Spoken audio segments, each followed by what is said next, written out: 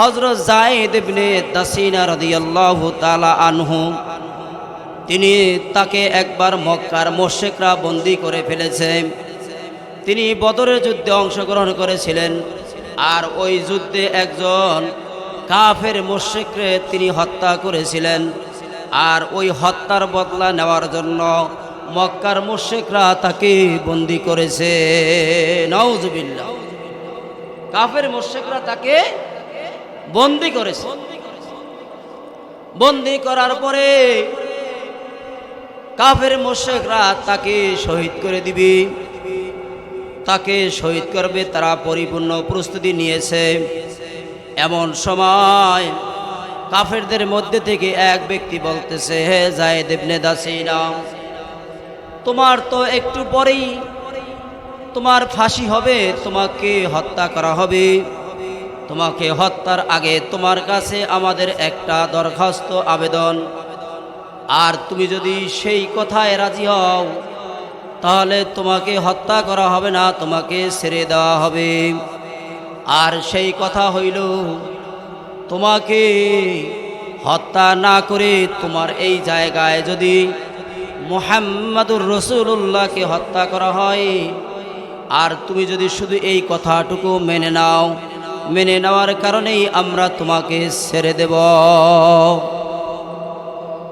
হযরত যায়েদ ইবনে দাসিনা রাদিয়াল্লাহু তাআলা আনহু বলেন, আমাকে ছেড়ে দিবা ভালো কথা, আর আমার পরিবর্তে আমার জায়গায় রাসূলুল্লাহ সাল্লাল্লাহু আলাইহি ওয়াসাল্লামকে তোমরা শহীদ করবে, এটা তো অনেক বড় কথা, এটা তো অনেক বড় কথা।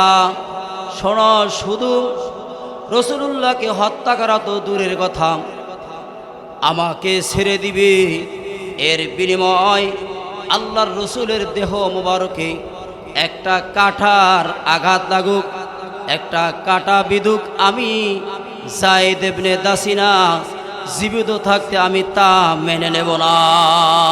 সুবহানাল্লাহ, আল্লাহর রসুলকে হত্যা করবে তো দূরের কথা, বরং আমি জীবিত থাকতে রাসূলুল্লাহর দেহ মুবারকে একটা কাঁটা বিদুক, আমি সেটাও মেনে নেব না। তিনি বুঝাইলেন, আমি রাসূলুল্লাহ সাল্লাল্লাহু আলাইহি সাল্লামকে আমার জীবনের থেকে বেশি ভালোবাসি। আমার পিতামাতা, আমার সন্তান সন্ততি, আমার স্ত্রী, আমার মালামাল, আমার ধন সম্পদ, আমার যা কিছু আছে সব কিছুর থেকে রাসূলুল্লাহকে বেশি ভালোবাসি। আর তোমরা আমার রাসূলকে হত্যা করবে, সেটা আমি জীবিত থাকতে হতে দেব না। তা হতে পারে না, এটার নামই তো ভালোবাসা, তাই না? আমরাও তো রাসূলুল্লাহকে ভালোবাসি, আমরাও রাসূলের আশেক, আমরা তো রাসূলের আশেক, তাই না? রাসূলের আশেক দাবি করি, অথচ দেখা যায় আমাদের 5 ওয়াক্ত নামাজ আমরা অনেক সময় পড়ি না। হয় কি হয় না এরকম বলেন? সবাই তো রাসূলের উম্মত দাবি করি না, কিন্তু অনেক সময় নামাজ, মসজিদে নামাজ চলতেছে অথচ আমি রাস্তায় হাঁটি, মসজিদে নামাজ চলতেছে আমি কি করি, বাজারে হাঁটা করি, চার দোকানে আড্ডা দেই। এরকম হয় কি হয় না? এই কথার দ্বারা স্পষ্ট প্রমাণ হয় ওই লোকটার ভিতরে রাসূলুল্লাহর মুহাব্বত পরিপূর্ণ নাই।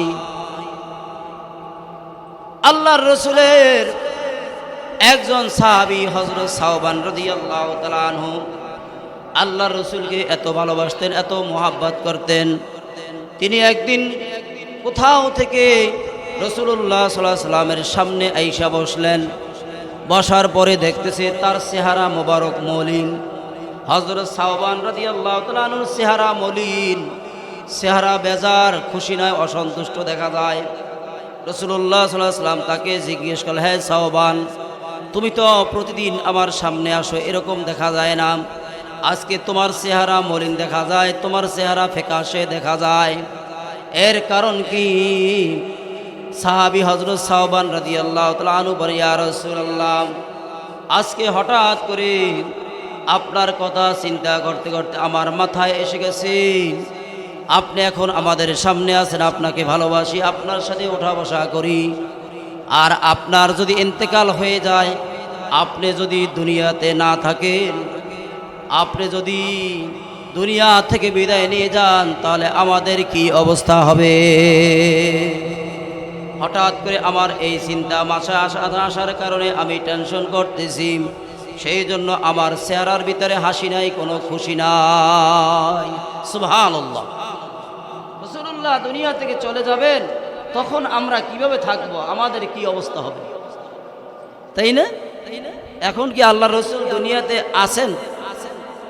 আর কোনোদিন ফিরে আসবে? আল্লাহ রসুল দুনিয়া থেকে চলে গেছেন, তাই না? আমরা হইলাম ইয়াতিম উম্মত, রাসূলুল্লাহর ইয়াতিম উম্মত। আর ওই সাহাবীও চিন্তা করতেছিলেন যে রাসূলুল্লাহ চলে গেলে আমাদের কি অবস্থা হবে। রাসূল আকরাম সাল্লাল্লাহু আলাইহি সাল্লামকে যখন এই কথা বললেন, আল্লাহ রাব্বুল আলামিন কোরআনুল কারীমের এই আয়াত নাজিল করলেন, ومن يطع الله والرسول فأولئك مع الذين أنعم الله عليهم من النبيين والصديقين والشهداء والصالحين وحسن أولئك رفيقا। এই আয়াতের সারমর্ম হইল, আল্লাহ তাআলা আয়াত নাজিল করে বুঝাইলেন, হে আমার রাসূল, হে আমার হাবিব, যারা আপনার উম্মতদের মধ্যে যারা আপনার এবং আপনার রসুল এবং আল্লাহ ও আল্লাহর রসুলের অনুসরণ করবে, আল্লাহ ও আল্লাহর রসুলের অনুসরণ করবে, তাদের বাতলানো তরিকা মেনে চলবে, আল্লাহর রাস্তায় চলবে, আল্লাহ তাআলার হুকুম আহকাম মেনে চলবে, কিয়ামতের দিন তারা ওই নবী রাসূলদের সাথে থাকবে। সুবহানাল্লাহ। কিয়ামতের ময়দানে তাদের হাসর নাসর হবে ওই নবী রাসূলদের সাথে, তাই না? যদি আল্লাহর রসুলের অনুসরণ করা হয় দুনিয়াতে বসে, আল্লাহর রসুলের বিধিবিধান মেনে চলে, হুকুম আহকাম মেনে চলে এবং সুন্নতের পাবন্দী হয়, সুন্নতের অনুসরণ করে, আল্লাহ তাআলা বলেন কিয়ামতের দিন তারা ওই নবী রাসূলদের সাথেই তাদের হাসর হবে। সুবহানাল্লাহ। আল্লাহ রাসূল বলে, আল মারউ মা'a মান আহাব্বা, দুনিয়াতে যার সাথে যার ওঠা বসা, যার সাথে যার ভালোবাসা, কিয়ামতের ময়দানে তারা তাদের সাথেই থাকবে।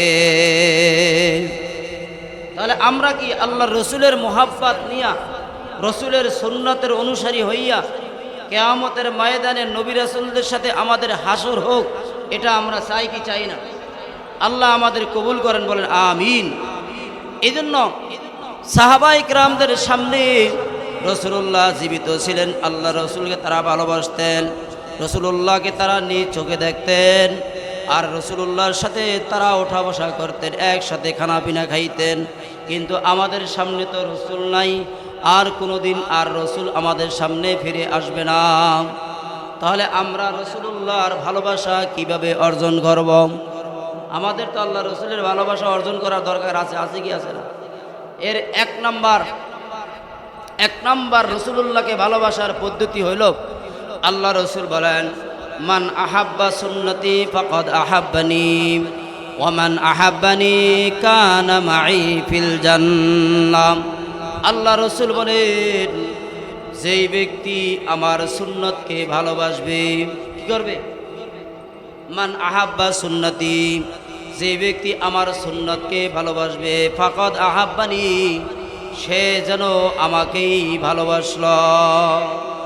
ওয়া মান আহাব্বানি কানা মাই ফিল জান্নাহ, আর যেই ব্যক্তি আমাকে ভালোবাসলো সে আমার সাথেই জান্নাতে থাকবে, সে আমার সাথেই জান্নাতে থাকবে, তাই না?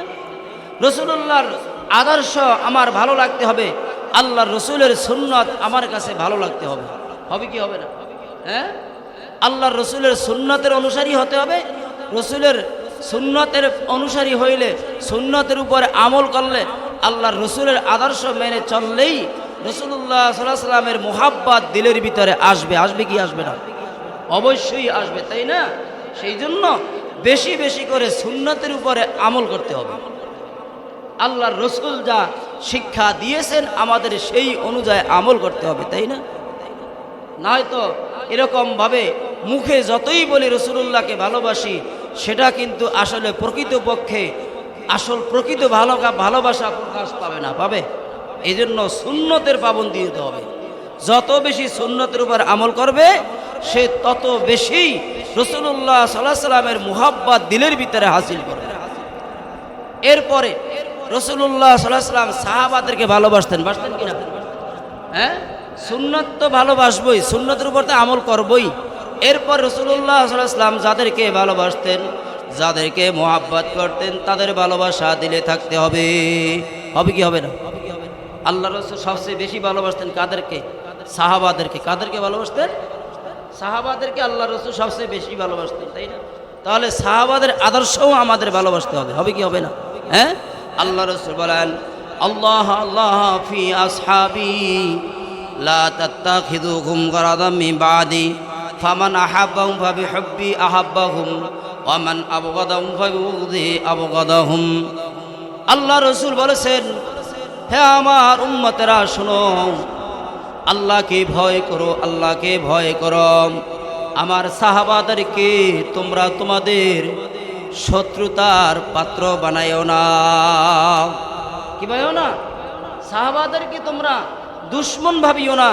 সাহাবায়ে কেরামদেরকে তোমাদের শত্রুর, তাদের বিরোধিতার পাত্র তাদেরকে তোমরা তাদের বিরোধিতা করিও না, সাহাবাদের বিরোধিতা করিও না। আল্লাহ রাসূল বলেন, যারা আমার সাহাবাদেরকে ভালোবাসবে তারা যেন আমাকেই ভালোবাসলো, আর যারা আমার সাহাবাদের সাথে দুশমনি করবে তারা যেন প্রকৃতপক্ষে আমার সাথেই দুশমনি করল, আমার সাথেই দুশমনি। সেই জন্য সাহাবায়ে কেরামদেরকেও ভালোবাসতে হবে, কারণ আল্লাহ রাসূল তাদেরকে ভালোবাসছেন, তাই না?